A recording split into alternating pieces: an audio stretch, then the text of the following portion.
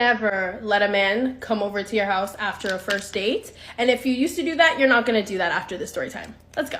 I also forget to mention that it's a true story time. Yeah, let us begin. The story starts off with this young girl. She goes on a first date with this guy. They go out to get dinner. And honestly, he was a green flag all throughout. Like, he was nice to the waitresses.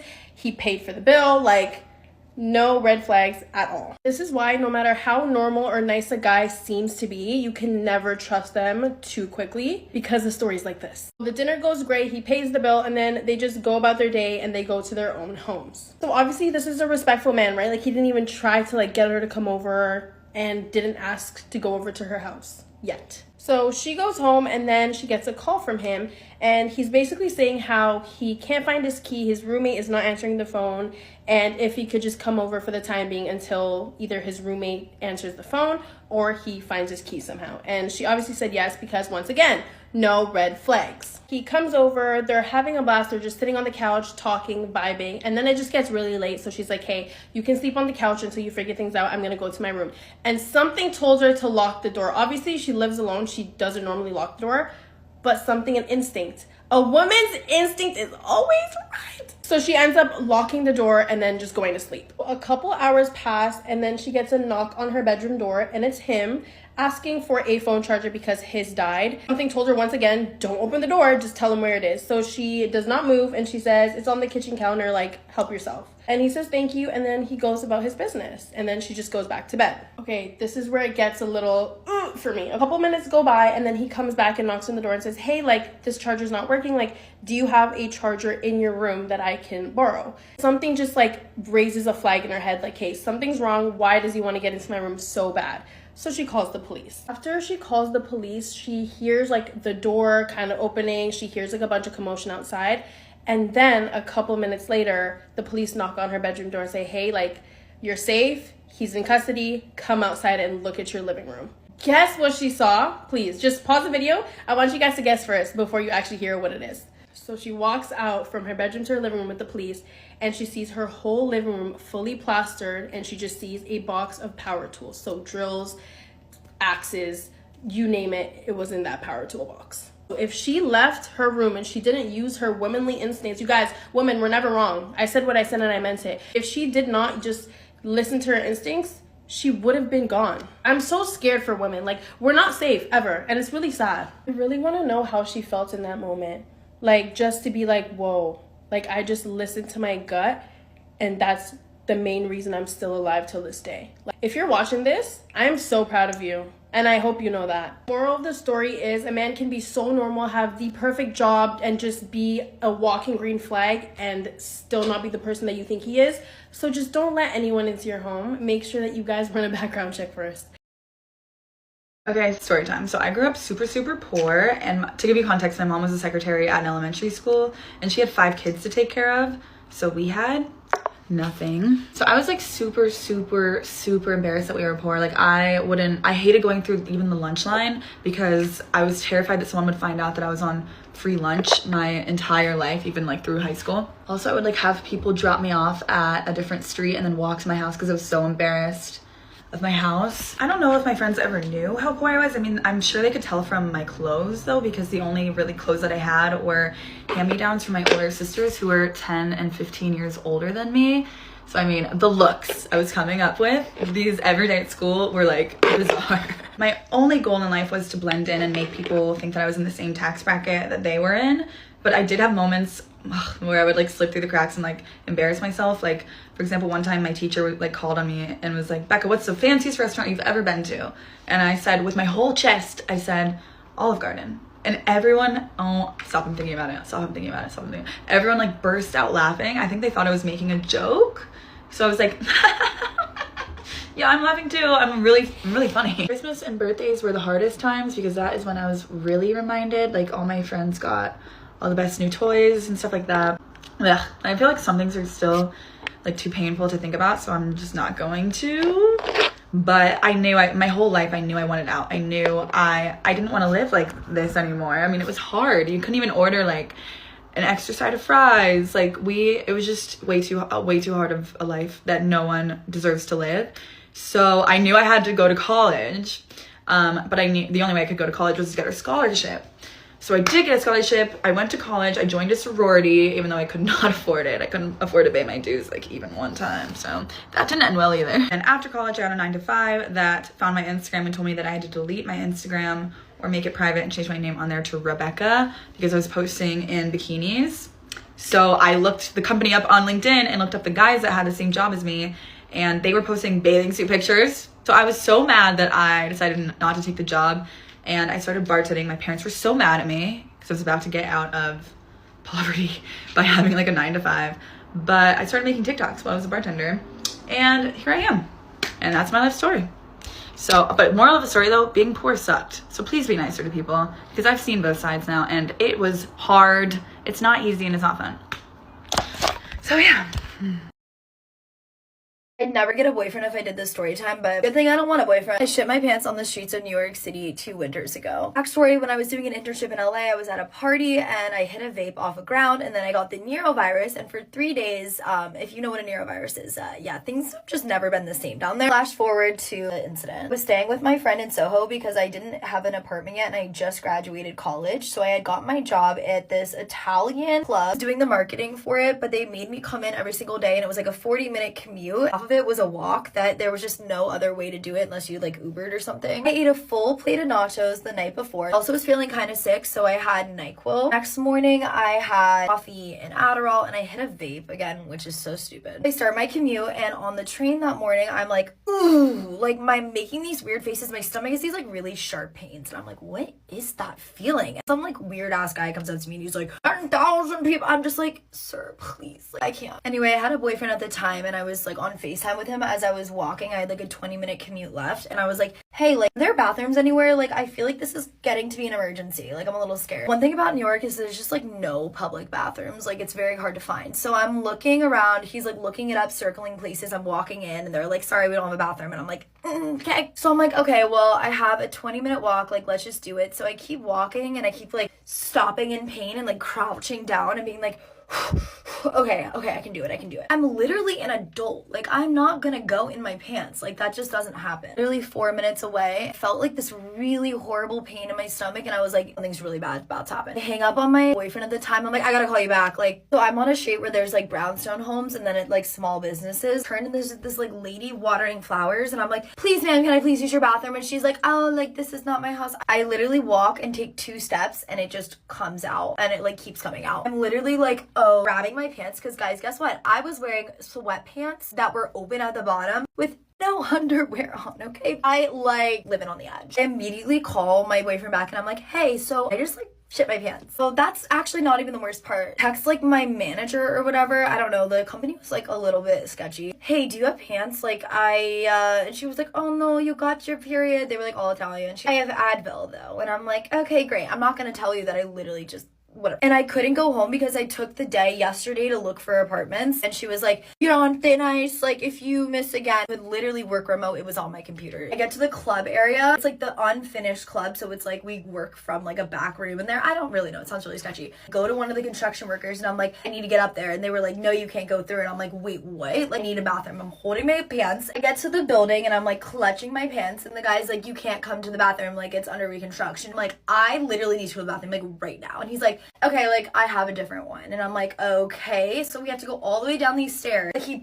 goes by me, and I know like the wind is just like gusts. Get all the way down. He brings me to like this back like sketchy bathroom. There's literally no door handle. It's like a circle. There's a sledgehammer holding it shut. It's like sawdust all over the ground. No soap. Oh, guys, it was so bad. I'm literally texting everyone I know. I'm like, hey, I really need your help. Blah, blah, blah. I'm like standing there with no pants on. I put them in the sink. I'm like washing them, whatever. Quite literally nobody could help me. And if I left, I would have lost this job, which was like the only reason why I was in New York City at the time. So what I did was I put back on wet pants. I went to the like people that were like cleaning. I was like, Perfuma. They gave me like Febreze or something. I drenched myself. I put my coat on, and I just sit down for 6 hours straight. I am sitting in wet, lumpy shit pants. I definitely got a rash, and this was the day that everybody was like coming up to me like, Natalie. The puffer jacket was like compressing, and I was like, oh no. After a long 6 hours of that, I went to H&M, grabbed pants, which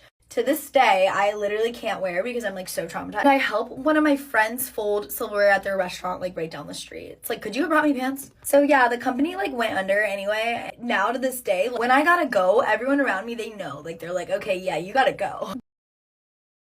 Let's do a get ready with me and a story time because the story just deserves to be shared. Alright, to set the scene for you, I was in middle school, and in middle school, it's literally the most awkward years of your life, and everybody is just trying to fit in. At this stage of my life, I was kind of going through a rough patch, just hanging around the wrong people. I wasn't really bad, but I definitely needed to get back on track. So during middle school, we needed AR points, which were like reading points, and we had to take tests on books, and I hadn't finished my book yet. But, you know, I was in my self-care era even back then, and I decided to take my book into the bath to read, but I also decided to take my phone. Let me also add, this is when iPhones were not as waterproof as they are now. So I go to step into my freshly made bath with bubbles and everything, with my book in one hand, a bath bomb in the other hand, and my phone. So my hands were full, too full. So when I step in, I drop my phone. Traumatic, I'm obviously upset because I think my phone is broken. I also dropped my book, which I'm borrowing from the school. And so I pick my phone up. My book is just floating through the water. And I pick my phone up like this. I don't think anything of it. I run downstairs, I put it in a bag of rice, and I get back in my bath and I start reading my half-soaken book. All of a sudden, people are banging on the bathroom door, saying that my best friend has called the house phone like 8 million times. So I get out of the bath in my towel, I walk to my room, and I call her back, and I'm like, hey, like, what's up? She's flipping out, like, she is hyperventilating, you know, like, Ace, what is on your story? What is on your story? And I'm like, what do you mean what's on my story? Like, my phone is broken in a bag of rice. And she's like, girl, like, there's a video of on your story. And I'm in complete shock, so I'm literally just sitting on my bed in a towel, and I'm like, oh my god, I have to tell my mom, like, this is horrifying. I tell my mom, my best friend comes over. I'm still wrapped in a towel, and I look down over my balcony, and my neighbors are there, my dad is there, everyone you don't want to be there to see this video. I get to watch the video for the first time, and I am literally bawling my eyes out, and my book is just floating through the water of the video. If you're wondering why I didn't just log in and delete it, I didn't know my login. So some kid eventually logged in and deleted it for me. And at school the next day, everyone hugged me and acted as if I had a family member pass away, and I had to give a speech in front of the whole school. Don't take your phone in the bath. I grew up in such a strict household. You weren't even allowed to look at a boy. And one night, I was on the phone with this boy that I never even met. I think we met on, like, Facebook. I don't remember exactly how we met, but whatever. I never even met this guy ever. And it was really late at night, and I was on the phone with him, and I guess my mom woke up, and she heard me on the phone. I shared a room with my sister, by the way. So my mom storms into the room, and I put my phone right away under the pillow, and I pretend to be sleeping. So my mom, my sister is so much older, so she automatically thought it was my sister. She woke her up, she started yelling at her, telling her, like, who are you on the phone with, like, screaming at her, and I'm just, like, pretending to be asleep because I was so scared. And my mom finally asked her to, like, show her phone, and my sister gave her the phone, and there was, like, nothing. Like, there's no calls, there's nothing. So all I hear is silence, and my mom walking towards my bed, she, like, taps me and grabs my phone, and she goes to my phone, and obviously goes to my log, and it was me. She walks out of the room. She doesn't say anything. Like, oh my god, it was so scary. She walks right out of the room, and I hear her, like, waking my dad up, whispering to him, and then him coming into the room and giving me the beating of a lifetime. Like, mind you, I was in high school. Like, I was a sophomore, and this was in Egypt. That's where I grew up. But yeah, that's what it's like growing up in strict households. But I'm not mad at them for it, you know? Like, I feel like that made me, I don't know what it did to me, but whatever. I just get why they did what they did, because I think that's how they were raised and how their parents taught them the right way is, and they thought that was the right way, and they did it, you know? They just followed it. So Moral of the story, don't resent your parents for treating you or raising you how they thought was the right way to be raised, because they wanted the best for you, you know? That's what they thought was the best for you at the time. Anyways, they took my phone and I was grounded for like a whole month after that. Okay, so I was in a toxic relationship and I knew it was toxic, but I didn't know it would turn like scary until this one night. Story time. So my boyfriend lived in the middle of nowhere, Canada, in a cabin in like the woods, which should have been my first red flag, but it wasn't. So I was staying with him in May, and one night he wanted to go to bed and I wanted to stay on the couch and watch TV. So he goes to his room, and then like 20 minutes later, I hear him yelling and throwing things around in his room. And I was like, oh my God, what's wrong? When I saw him, it was the weirdest look in his eyes. It was like my boyfriend was gone and he was possessed by this angry monster guy. He was like, why don't you want to come to bed with me? Why don't you care about me? You're so cold all the time. You don't even love me. And I was like, what? Like, I really had no idea what I had done that triggered this, because he did have anger issues and he would get mad at me a lot, but usually I could like figure out why he was mad. And this time I was shocked. So I was like, I don't know, what's wrong though? And he picks up my suitcase and he throws it across the room and he's like, it's just you, you're so cold, you're gonna move to LA and never talk to me again. So it was around 1 a.m. at this point, and he was picking up my suitcase and pushing it around the room and saying that he wanted to take me to the airport and drop me off there because I was gonna leave him anyway. And I was like, okay, yeah, that's totally fine. Please take me to the airport. And at that point, I knew being in like a public place was safer than being alone in this cabin with him. So I picked up whatever I saw like that I could find of my clothes that he had thrown, put them in my suitcase, and then I let him put me in his car. And then he starts, oh my God, it was the middle of the night and he couldn't see anything on the road, and he was speeding and swerving around in the lanes and playing like the weirdest sad music and crying and yelling while he was driving. So at this point, I didn't know if I was gonna make it. Like, I didn't know what he wanted to do in the car, like, because he was acting so irrational. So I decided to text my roommate, and I told her his car info and like the license plate and where I was. And I grabbed the handle and I was like, I guess I looked too scared, and he saw me texting my roommate and he was like, oh my God, you're telling your friends that I'm abusive, aren't you? Like, you're gonna tell them I'm abusive. And I was like, no, I'm not. I promise, I won't tell anyone. I won't tell my family. I won't tell anyone.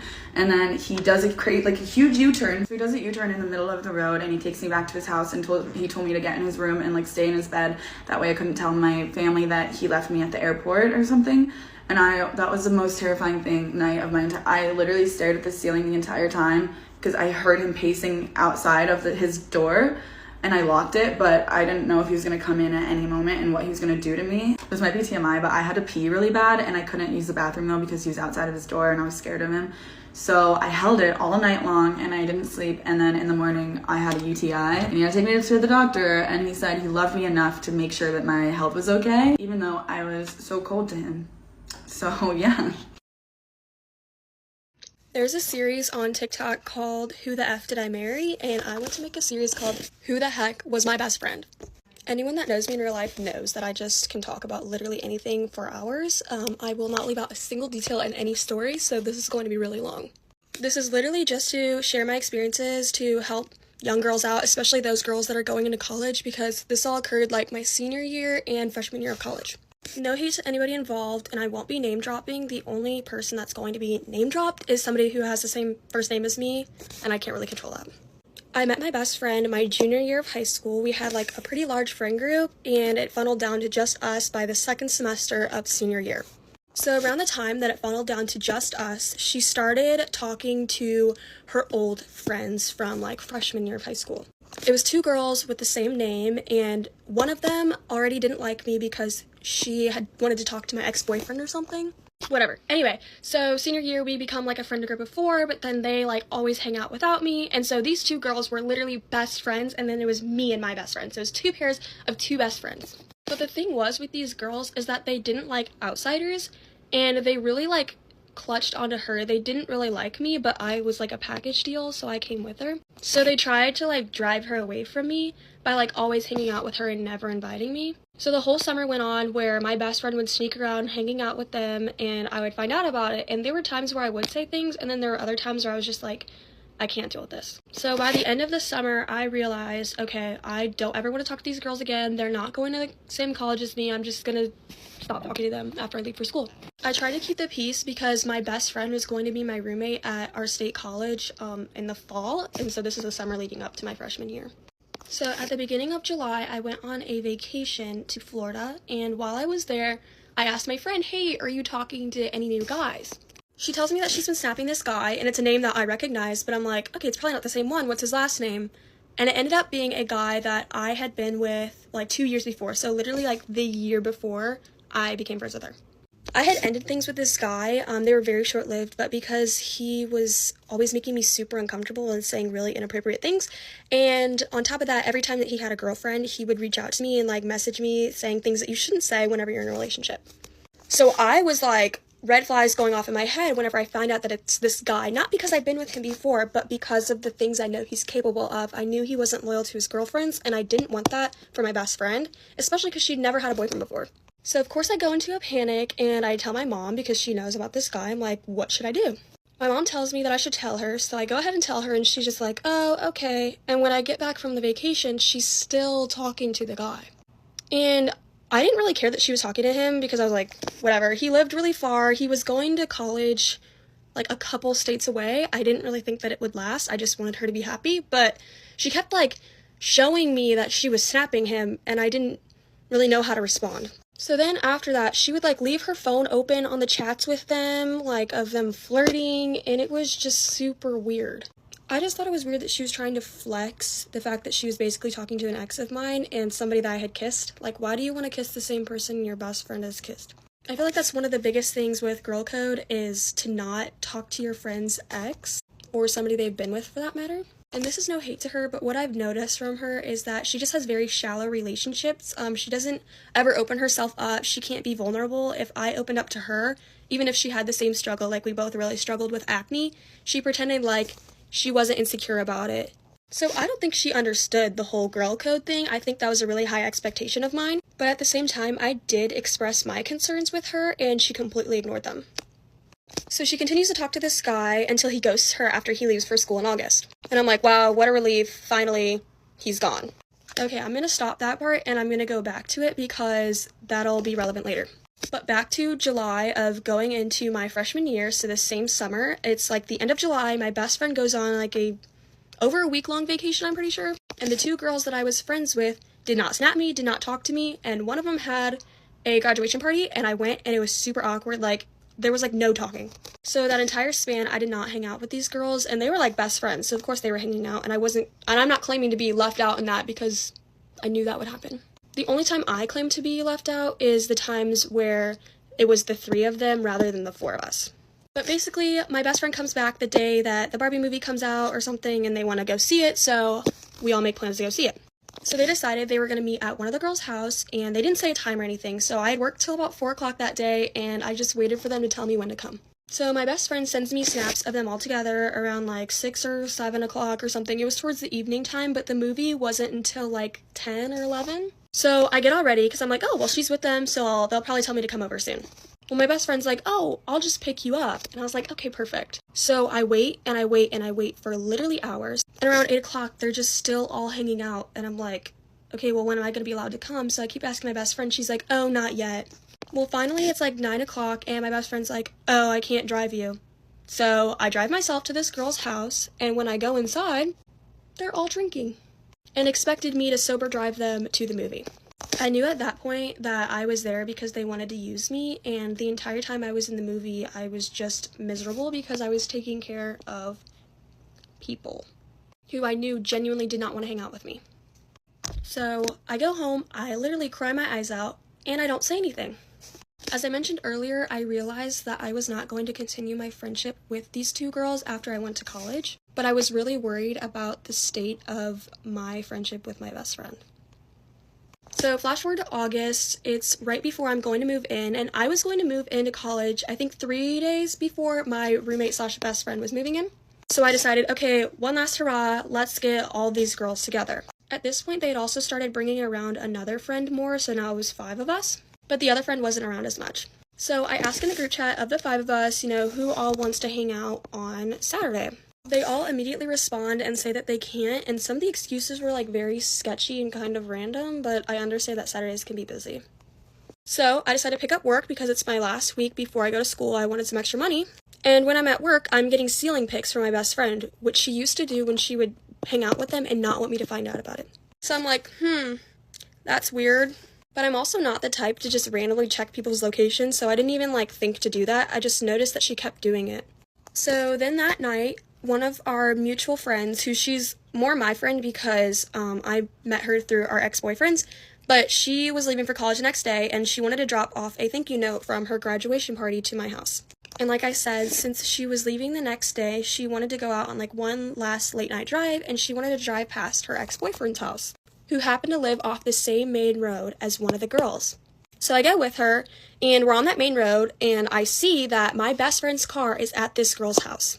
And I immediately just break down to my friend in the car, and I'm like, I knew it. I literally just knew it. So I text the group chat of the 5 girls, and I'm like, if you didn't want to hang out, you could have just said so. And they get all defensive, and they're like, what are you talking about?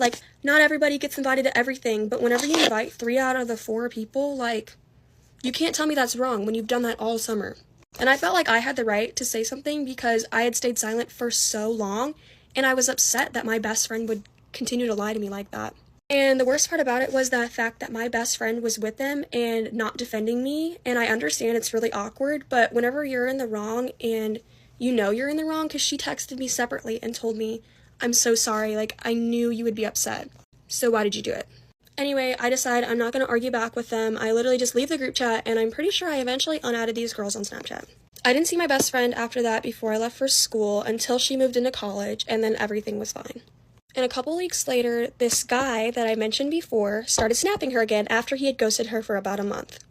And when she told me that he snapped her, she kind of scoffed at it, and she was like, he snapped me. It was so weird, and she was appalled. Which she wasn't, because then she started talking to him again. Storytime, how I fought my own best friend. And sorry if my story times are super long, but I can't add the whole achievement into 60 seconds. Trust me, I tried and no. So long story short, I met this girl back in 2022. She was a lot younger than me. We were best friends. We became best friends since the start, girl. When I tell you she was super nice to me, whatever. But later on it started to get a little more, ill vibes. We were cool to the point where I went to her house and stuff. We would buy each other stuff. I bought her ice cream. She would buy me little bracelets. It was a cute little friendship. I'll give it that. But fast forward a couple months pass, and I started being friends with everybody else. Everybody else. Oh, here's a foundation because everybody keeps asking me for it, and I keep typing it in the comments, and apparently everybody ignores it, but here it is. But I genuinely think she didn't like the fact that I was being friendly with other girls, if she had a problem with the girl, she could have told me, but she never told me nothing. Until this one time in particular, she really threw me off with the little comments she was making though. She was my uncle is from Colombia. If you know from Colombia, it's known for the booger sugar being really good. Not that I know. But she was yeah, he really is like that, girl, my family. And I was bitch, if you was a fucking Chapo 2.0 motherfucker, why the fuck are you coming to this ghetto school? Why don't you pay $1,000 to go to a private school? And the shorty just stayed quiet. I guess that's what kind of bothered her, because I literally humbled her. I was girl, what the heck? Don't try to claim something you are not. And ever since that day, I guess it just got under her skin. And then literally another week passes by, and she's oh, I'm really a hood. And I was girl, what the hood? And I literally told her, I was oh, so what's your, bandana color? Because, this girl hit me with a gray. Bitch, what the fuck you mean gray? This kind of gray? She was yeah. I was what the fuck does that stand for? She was it stands for peace. I seen the movie Boys in the Hood and all that bullshit, and I never seen none of that. So that's when I realized, I was I need to distance myself from this fucking bitch. The fuck? She false claiming and she swears she's a fucking narco? What the fuck? So then she had invited me to her house, right? And I was okay, whatever. I'm gonna go to your house. Bitch, I go. This bitch live in the suburbs. I was this is what you call the hood? Bitch, I was youngin' with no fucking milk. I had to eat cereal right out the box. I had to get food from the cafeteria and bring it back home. I would eat my own boogers. Just kidding. Like, don't get me wrong. Her house was nice as fuck or whatever. Like, it was cool. Look, I have evidence that I went. For certain reasons, this is me and this is her. I went to her house, bro. But honestly, I was pretty shocked because I was like, girl, you say that you're from the hood and you live in a nice, pretty house. Like, don't get me wrong. That's good that you live in a nice home, you know? Hey. But after that, like, ever since that day, like, after that, bro, like, we just, like, I don't know. She would make, like, certain little comments, like, try to make me look bad in front of dudes. Like, she had that habit of trying to make me look bad in front of dudes. Like, this one time, she knew I liked this other guy, right? Tell me why. And she's like, oh, you want my water bottle so you won't have to go to your car? We had gotten into an argument that day in class. I think I have the video. It won't let me upload it, but long story short, me and her were, I just called her desperate ass bitch, and she was like, for who? For who? So this is where things start to get, you know, a little escalated. So literally the principal had came for her to the class. He came for her. As soon as she reaches outside the door, she starts getting rattled up. Come find me, bitch, come outside. I was like, ho, is you cool? Like, I know this girl ain't stupid enough to try to argue with two girls knowing damn well she about to get jumped. Like, and ever since that day, me and her fell out hard. Fast forward next year. This is already junior year. I had her for all my fucking classes. The principal and the counselor knew damn well what had happened between me and her the year prior. Like, girl, when I tell you this girl was a big bully, like, she would talk so much shit. Like, I would literally be sitting in front of her and she'd be like, yeah, last time we argued and she didn't even do nothing. That bitch scary, fucking pussy ass bitch. Like, wait, no mames, güey, eres una pinche morrida, te puedo partir tu puta madre la verga. And this went on for, like, I think more than a month of her just talking shit. Like, she'll walk past by me, like, she'll laugh, she'll talk. Her and her little fucking minions will look at me and laugh. She was one of those fucking bitches that needed an army to laugh at me. So then there's this one day, I had her for this one class, right? She was talking to this one guy behind me and was like, oh, like, why aren't you and her friends no more? Y'all used to be best friends. This girl just started talking out of her ass and was like, oh, fuck that bitch, you know, she ain't doing nothing. That day I posted up with her. Mind you, she didn't even post up. She posted right outside the door knowing damn well the principal was holding her. So I was like, okay, bitch, all right. So as soon as class is dismissed, it's already time to go home, mind you. Like, this shorty was walking in front of me. Like, girl, is you dumb? Like, I could literally catch you behind your back. But I was like, nah, we're gonna make it fair. Her grandma picks her up, bro. When I tell you that she had the balls to laugh, look at me and look at her grandma. Her and her old ass fucking granny look at me and start laughing, bro. I was like, ain't no way her and her fucking granny are talking shit about me. The fuck? Bitch, you're about to die. The fuck? My bad, because TikTok people be sensitive. And I was super cool with the security guard. I was like, yo, mister, I'm warning you, I'm gonna fight the bitch tomorrow. He hit me with a, no, it's not worth it, no, wooty woo. I was like, bro, nah. Shorty keep talking shit and, like, she think I'm some weak bitch. So next day comes around. Girl, when I tell you, I wake up, I don't even put makeup on. I am ready to squabble up, you know? I slick my hair down, right? Like, I'm talking about slick, tight ponytail, extra hairspray, extra gel, no lashes, and rings. Bro, I pull up fast as hell to school that morning.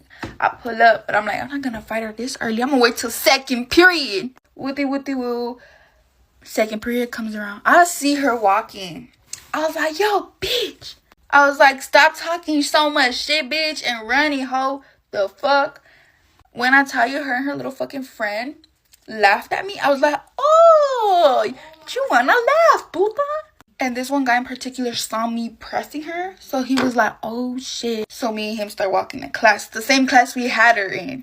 Second period. And he was like, oh, once we go in, he was like, oh, are you gonna fight her? Like, out loud, bro. Me being already mad as fuck. I was like, yes, but the bitch don't want to post up with her fucking fake ass. Girl, I said out loud, I ain't give a fuck. Back then, I was a little, you know, little ghetto. Class starts and they take away our phones. Tell me why this bitch waits till we all get our phones back. This bitch feeling bold. She's like, So what you say about me? What you say about me? I didn't even argue with her. I was like, run it. She did not motherfucking run it. So I ended up throwing the first punch where I fucked up. Boom, boom. We started tussling. Tell me what this girl starts pulling my hair, bro. Like, in the video, you can see she pulls my hair first. I get mad. I say, boom, on the edge of the table. Like, it's not, the fight wasn't like, oh my God. No, it was a little small fight. But still, boom, she's on the ground. I start punching her. She ends up biting my middle finger. She was hungry for me. Fast forward, the fight's over. She's from her nose and mouth, where her dumb ass just goes like this and ends up spreading it all over her face. Then the principal comes in rushing. She's like, oh my God, did you? And I was like, nope, the fuck. And fast forward, her parents ended up pressing charges on me. And she swore that she was about that life, that she was a gangster. Bitch, what the fuck? And due to TikTok regulations, I don't think I could post it on here. But I'll post it on my close friends. So follow me on Instagram. If you know, you know. But yeah, that bitch ended up pressing charges and acted like the victim in front of the judge and said that I was bullying her. So there you guys have it. That's the story time when I fought this fucking stupid ass girl.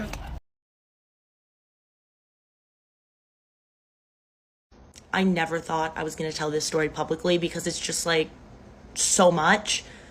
But also it's so insane that I feel like I would be doing a public disservice not telling it. And also I learned so many valuable lessons from this. So I feel like it's also important to tell. But it's also insane. I'm at brunch with my friends and I get up to go to the bathroom. And on my way there, I run into this man. Let's call him Jim, who's also on his way to the bathroom. This man is a little bit older than me, so he's in his early 30s, so handsome, so well-dressed, just like very a put-together person. You can tell he's like well off, wearing a really nice watch. And we start kind of chatting as we're walking to the bathroom. And this man had mad riz, like so charming, just like funny, amazing, like kind of one of those personalities where you're like, something has to be wrong with you. Spoiler, there was. Just because he just seems so perfect. And I literally went back to the table and was like, girls, I'm in love. I found my husband. I met my soulmate in line for the bathroom. And obviously I'd given him my number, and we planned a date. But after I met him, I was like, love at first sight, baby, it's real. So we start seeing each other. Nothing like super, super serious. It's not like he's my boyfriend, but he travels a lot for work. So he would only be back in town every month and a half to 2 months when he would take me out on a date. And the dates he would take me out on were amazing. He would take me to the nicest restaurants. Like, we would just do the coolest things ever. And his dates were so thoughtful and so intentional. And I truly was like, this is my husband. Like, this is my husband. Like, I was head over heels for this man. But the only thing was I just like did not see him that often. He didn't have any social media, which makes sense. Like, he is in his early 30s. So I didn't think that was too weird.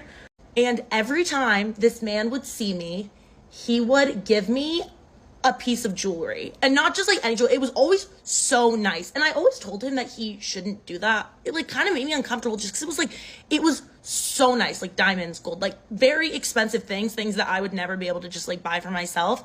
But he would always be like, oh, when I was in XYZ city, I saw this and I just thought it would look beautiful on you and I had to get it for you. So I think I'm literally living in like a Hallmark movie. I'm living my dream life. This is amazing. We're planning our first trip together to go to the Bahamas. I'm like, this is incredible. He is going to stop traveling for work so much and he's going to be here more full time. And then he's going to be my boyfriend and we're going to get married and everything's going to be perfect. Spoiler, that is not what happened at all. Honestly, like the only red flag I ever really got from him was that he didn't have a house in the city that I lived in. He just kind of had this apartment condo kind of thing. And it just didn't seem very homey to me. Like, I was just like, this is so weird that you, like, this is your main home. This is the main city you live in. And it just didn't seem homey at all. But I kind of brushed it off because he travels so much that I'm like, okay, I guess it makes sense that this place isn't homey because you're not here that much. And now to the day that my entire fantasy life crumbled. It's important to note that at this time, I was public on Instagram. I'm not anymore. But at this point, I was. And I was at a coffee shop doing some work and just like posted a photo of my coffee and tagged the coffee shop I was at. So as I'm sitting there working, a woman comes and sits down next to me and starts chatting with me. And I'm like, girly, you don't see that I'm busy. But I'm trying to be nice, and she's just asking me questions. And finally she's like, I love your necklace. Where did you get it? And I was like, oh, actually, like, a guy I'm seeing got it for me. And she goes, Jim? And when I tell you my heart dropped, I've never felt my heart physically drop like that in my life. And she sees the look on my face and she immediately bursts out into tears. So I know what's going on. And I want to burst out into tears, obviously, but I'm like, keep it together, because I see that there is a wedding ring on her finger. And I'm like, he did not make vows to you. Like, you cannot cry right now. You are not the one that should be crying. So I'm sitting there like trying to keep it together. So this is the story I get. Obviously, that is his wife. He lives in a house with her. That is why that condo apartment thing looked so much like it wasn't lived in. It wasn't. He used that as his office. She said that in the past he cheated on her before as he traveled, but they went to couples counseling and it had been way better in recent years. But lately she started getting a weird feeling again. And she said she really knew something was off when her jewelry started going missing. And the minute she said this, I'm like, oh no, Jim, you didn't do this. She said that the jewelry that went missing was the jewelry that she didn't wear very often, but like a woman can tell when her jewelry starts going missing. And when she asked him about it, he was like, oh, I noticed that the jewelry you don't wear as often was getting tarnished, so I brought it to get cleaned at the jeweler. And I didn't want to tell you, but they lost it. I mean, I guess that's as good as a lie as you can come up with. Like, I don't know what he was supposed to do there. So she said that earlier that week, the feeling just got so overwhelming that something was up, that when he was in the shower, she went through his phone. And she said it was so clean. Like, there was nothing there, no incriminating text, nothing. Like, this man did a good job covering his tracks. Except the one thing that she noticed is that he had the Instagram app downloaded. So she clicks on the app and sees that the account he has is like a fake account. It's like one of those like lurker accounts. It's not like an account for him. And it doesn't follow anybody. It doesn't have any followers, no posts. But she went into the search and saw that my account was the most recent search on his Instagram. And on my most recent post, she saw that I was wearing her missing necklace.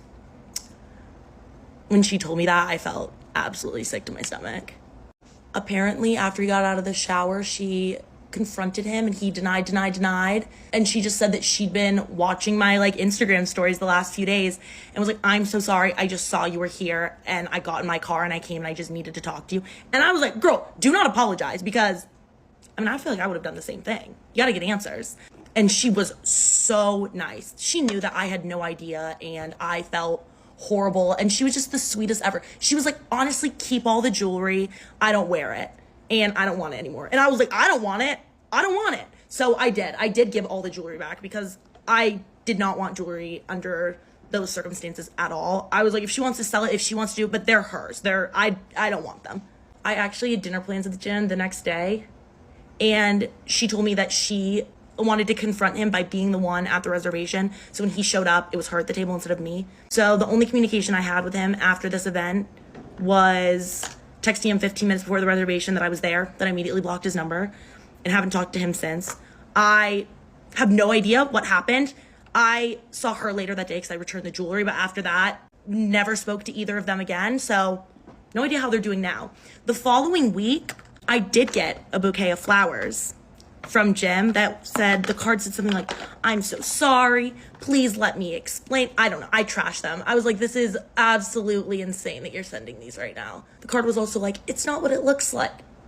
I think it's exactly what it looks like. I learned from this that when you're seeing somebody, even if there's really no red flags, you need to do a lot more background research into them than I ever thought that I would need to do. Now, before I go out with anybody, I am so diligent on making sure they're not married before I go on dates with anybody, because it's just terrible. It's a terrible experience for everyone involved, and being in that situation is horrible. Don't let this situation happen to you before you start being diligent about who you're going on dates with. Start so that it doesn't happen in the first place, because it's awful. And to Jim, I hope that you have the day you deserve.